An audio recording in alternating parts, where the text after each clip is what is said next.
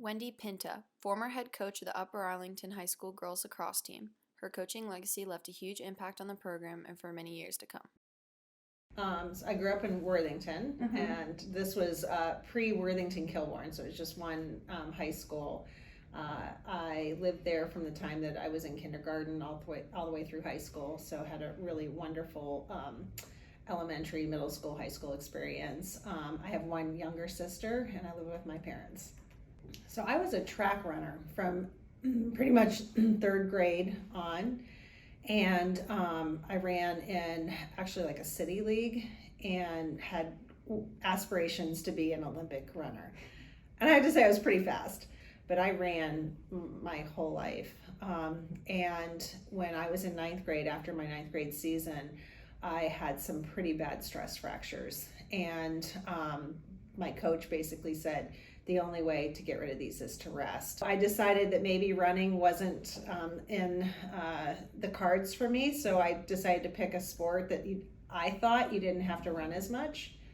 And a friend of mine was playing lacrosse, so I decided to go out for the lacrosse team and never did fully recover from the shin splints, but picked up the sport, loved it, and played through pain. So I played at Ohio State. At the time, they were just a club team, but I had the opportunity to try out for the national team. And so that was probably my sophomore or junior year of college. And I made the team and went out to Maryland and competed. And that was a fantastic experience. I started coaching in college as well. In fact, John Gallipol gave me my first coaching job. So one of my really good friends at the time, right after I graduated from high school, was a senior, and she is a goalie. And having played for those 3 years, knowing that your goalies were never, I mean, at least when I was playing, they were never given any instruction. They were always in the background, ready, they had to be ready to step into practice. So anyway, I decided to, on one of the very first days of practice, drive back to school, to the high school, and see if she wanted somebody to warm her up. And I stepped out onto the field, and at that time, Thomas Worthington had 5 or 6, maybe it was five total teams. There were like 180 kids playing lacrosse at the time. And I got out of my car, I walked up to Goop, and I said, hey, can I, shoot on Paige? And he said, well, that'd be great, but do you see that team over there? And I said, yeah. And he said, they don't have a coach. You're it. And so I literally waddled across the field and introduced myself, and that was my first, I started coaching that very day. So I coached 3 years under Goop, and then when I was in grad school was when the JV position opened up here. And I wanted to coach at a higher level. I felt like, having had that experience of playing on the national team and my experience playing pretty high level club for Ohio State at the time, I felt like my strengths were being underutilized. And so the head coach position at UA opened up.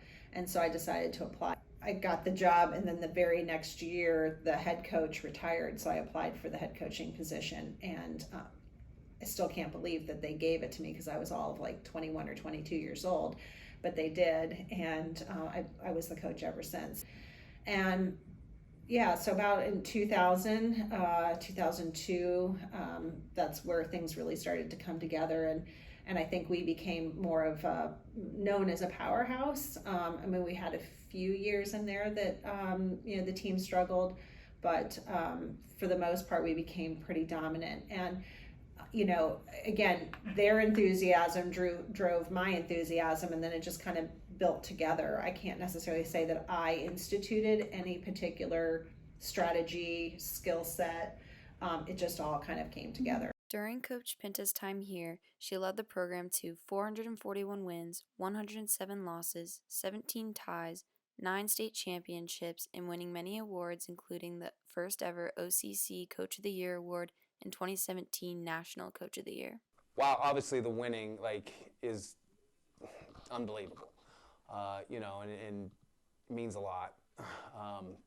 It's kind of funny. The 8 years, or 7 years, I guess, that she was the coach that I had been here, one, I've only seen us lose a game once, and that might have been the most impressive I've ever seen her.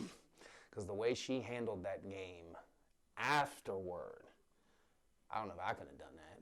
I don't think any of you girls could have done that. None of them parents could have done that. And she handled that like a boss. She really did. And that to me, it's funny. It's sad, but that might be the most impressive thing I ever saw out of her.